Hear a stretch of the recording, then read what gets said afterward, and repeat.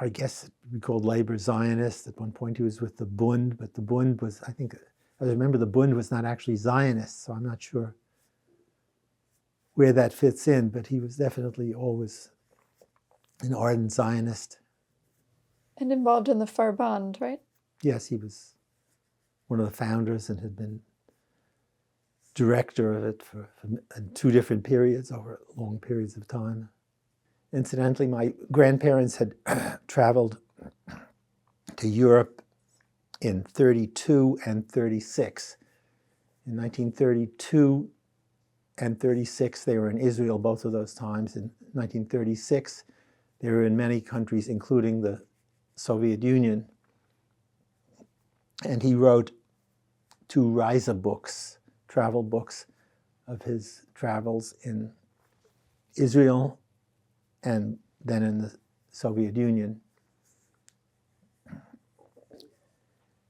And while in Israel, they had purchased land already. It was his lifelong ambition to live in Eretz Israel. And he had bought land already in 32.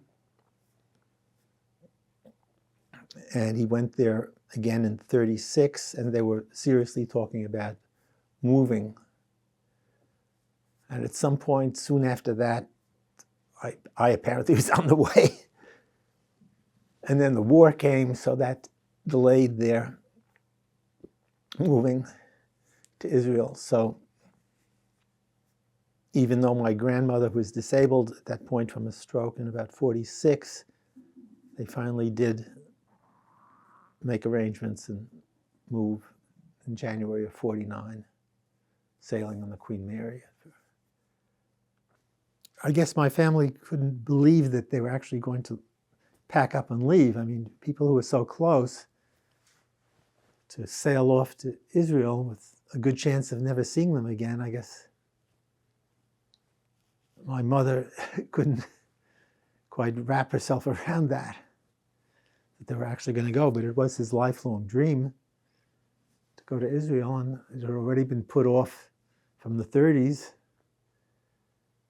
And I guess in 49, once the state was established, they weren't going to put it off any longer. And I remember the last time I saw them was at a party on in those days, people could board ships freely, and there was a gala party for their departure. And that was the last I saw them. In many families, people might have traveled, but my family was very travel averse. My mother's family was very queasy about even flying. So the idea of getting on a plane to visit, I guess, never even crossed the radar. So, and that was really before days of international phoning. So we never even phoned. We wrote frequently. I have lots of correspondence. His obvious determination and goals took precedence ultimately over family. So as close as we were, he felt it was more important for him to be in Israel. And you can see from all this how close the family was. So to just pack up and sail away is not something that everyone would do.